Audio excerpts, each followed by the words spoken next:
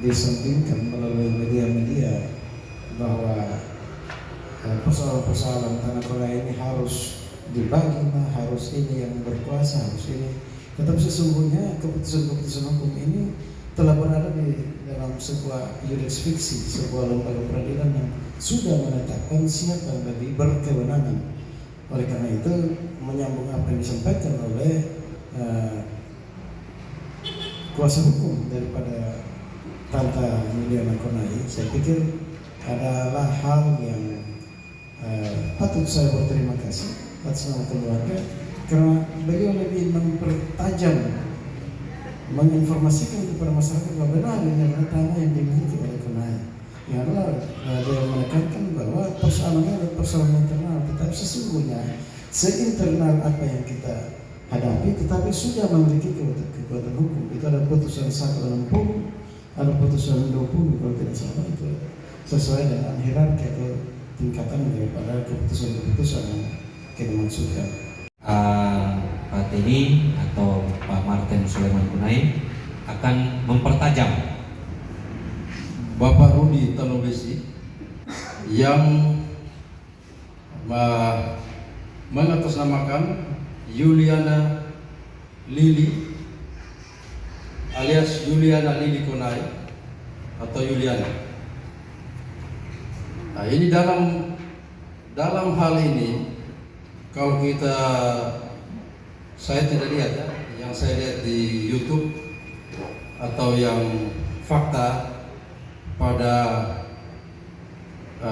video hanya kelihatan ada Rudi Tanobesi selaku kuasa hukum dari Yuliana dan anaknya Yuliana yaitu Nixon Lili. Entah ada wartawan atau teman-teman yang diundang yang sudah mendengar langsung, melihat langsung, atau dengan statement-statement Rudi terhadap Esau Konai, ayah saya, atau Insinyur Domingus Konai, almarhum kakak kandung saya, dengan hal-hal yang kalau saya bilang sangat naif. Karena gugatan atau perkara dengan nomor register 20 tanggal 4 Agustus tahun 2015 itu putusannya telah inkrah dengan putusan banding 160 tanggal 11 Desember 2015.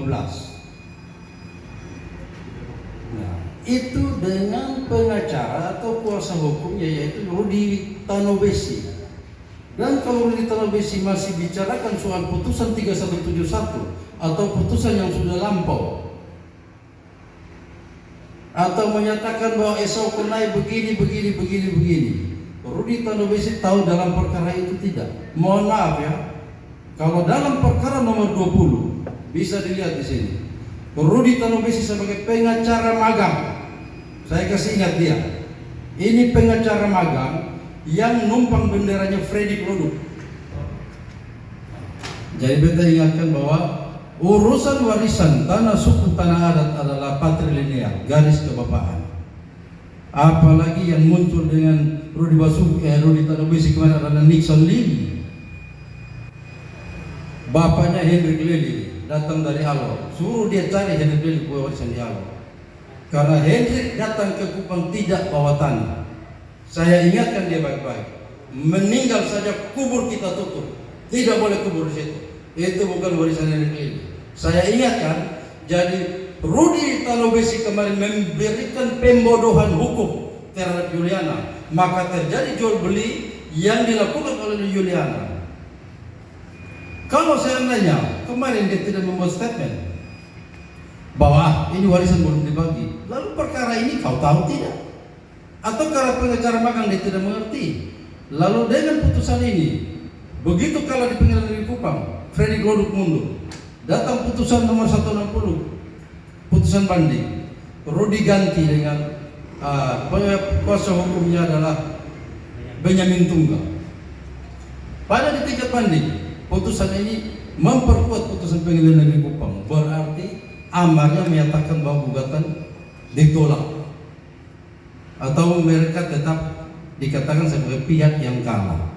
Saya masih konsisten dengan yang sudah saya sampaikan, perkara tanah keluarga Kunai telah selesai. Itu judulnya, telah selesai. Ini adalah seri terakhir, kepingan terakhir Ibu Yuliana Kunai. Dari yang pertama kita bertemu di sini untuk Pit Kunai yang baru inkrah, kita terima putusannya di awal tahun 2021 yang lalu. Yang kedua, keluarga Kolo dan Samadara pakai kuasa hukum dari Jakarta, kemudian mundur secara teratur setelah ada putusan pengadilan. Dan yang terakhir, Ibu Yuliana Kunai dengan senior saya Pak Rudi juga sudah ada putusan pengadilan yang inkrah. Saya mengundah sedikit di putusan nomor 20 tahun 2015. Apa yang dimintakan mereka itu ada di halaman 11. Halaman 11 putusan nomor 20, poin 4, petitum. Petitum artinya permintaan.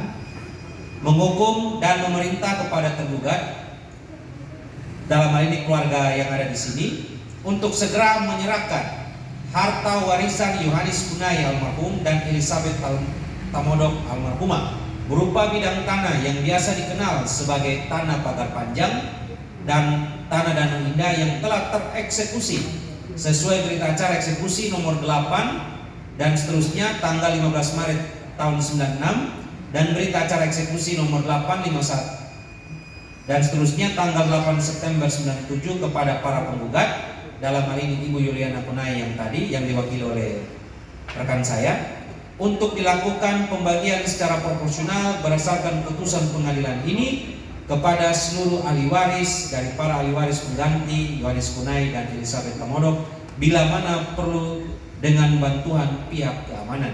Saya bacakan amarnya. Putusan pengadilan mengadili dalam konvensi, dalam eksepsi, menyatakan eksepsi tergugat tidak dapat diterima dalam pokok perkara, menolak gugatan para penggugat untuk seluruhnya. Berarti perkara ini telah selesai. Selanjutnya mereka naik ke pengadilan tinggi. Putusan pengadilan tinggi pun mengambil alih pertimbangan hukum dari putusan pengadilan negeri dan menguatkan. Sehingga apabila statement dari senior saya, teman saya, katakan bahwa pembagian sudah dilakukan tetapi tidak berhasil. Kalau orang hukum hanya sederhana satu, ada dua putusan ini tidak ajukan kasasi, maka ajukan upaya hukum peninjauan kembali, bukan meminta bagian.